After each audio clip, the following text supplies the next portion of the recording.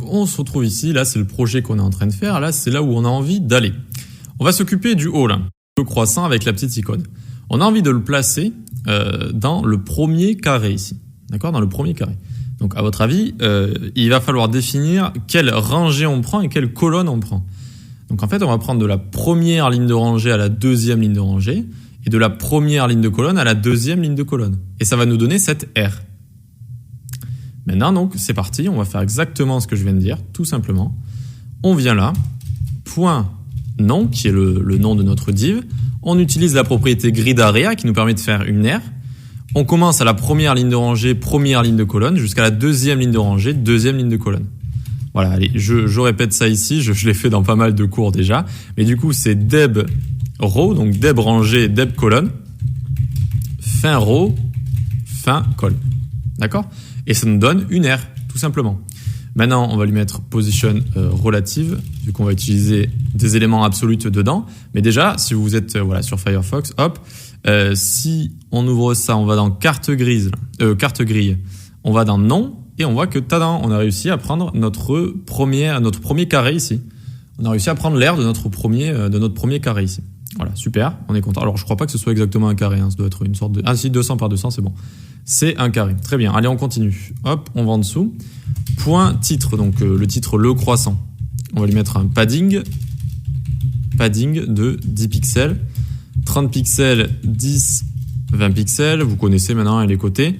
Position absolute. On va lui donner une width de 150% de nom juste au-dessus.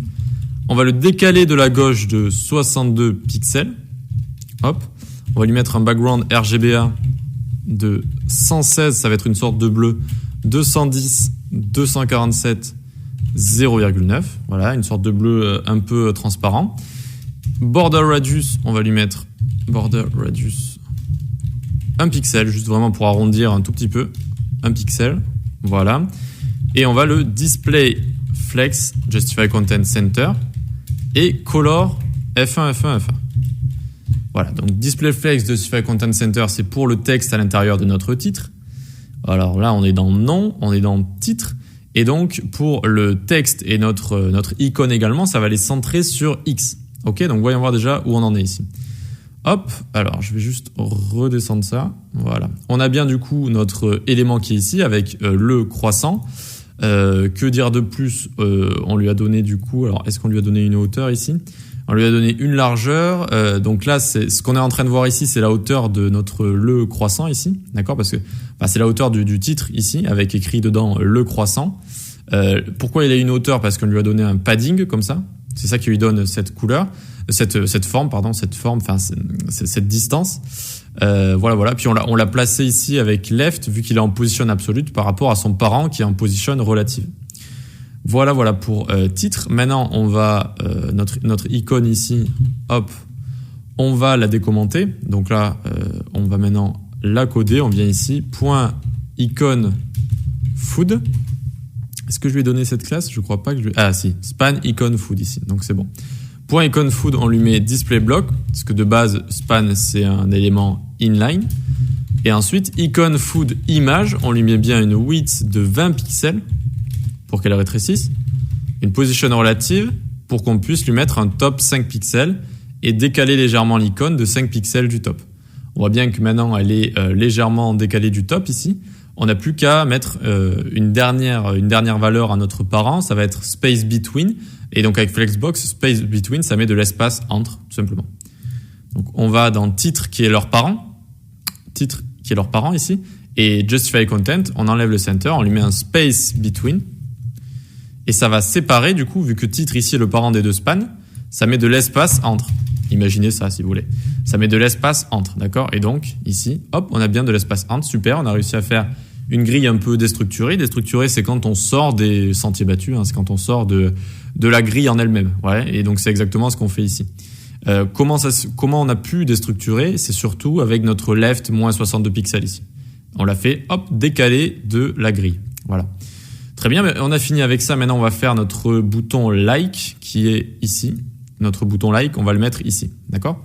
On y va tout de suite. Hop, alors ça, c'est pas ça que je veux ouvrir, c'est ça. Donc, point like. border radius 50%, vu que ça va être un cercle, 70% de width, une height de pas 70%, 70 pixels.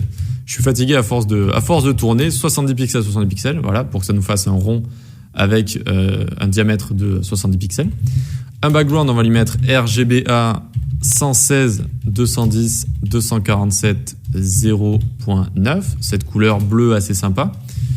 Position absolute, donc il sera absolu par rapport aux parents, c'est-à-dire la grille CSS qui est en relative, je vous le rappelle. On le place à 30 pixels de la droite, à 300 pixels du top, et on le display flex Justify Content Center, Align Item Center, pour centrer le cœur, vous savez, l'icône like qu'il y a au milieu. Maintenant, cette icône like icon, on lui donne une width de 40 pixels et on va venir la décommenter ici. Voilà. On retourne sur notre Firefox et on va ici. Et voilà, c'est bon, on a réussi à la placer. Alors, c'est assez pratique finalement. Quand on a un grand conteneur comme ça qui est en position relative, les petites icônes à placer un peu à la volée comme ça, c'est très facile parce qu'on leur met juste position absolute et puis on les place par rapport au top, au right, au bottom, left. On peut les mettre où on veut très facilement et c'est exactement ce qu'on a fait ici. Voilà. Hop, donc n'hésitez pas à le faire dans vos projets aussi. On descend ici. Like icon, très bien. Alors attendez, je descends mes notes à côté, voilà. Point détail ensuite, donc je vais quand même vous montrer ce qu'on va coder. Sinon, vous n'allez rien comprendre. Donc ici, on va coder détail. C'est la première partie de notre bloc en bas. D'ailleurs, vous voyez que sous Firefox, ici, les quotes, ça s'appelle, donc c'est les guillemets, sont placés trop près par rapport à mon titre ici. Alors que si on va sur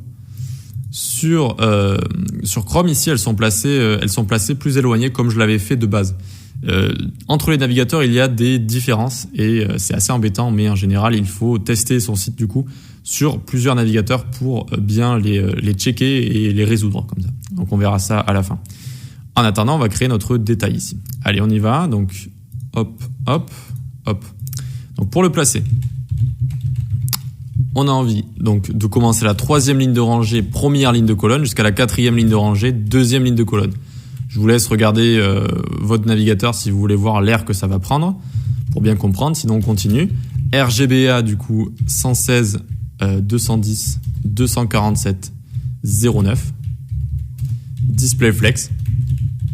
Flex direction column, vu qu'on a envie de mettre l'icône au-dessus du texte. Justify content center et align item center pour que ce soit parfaitement centré.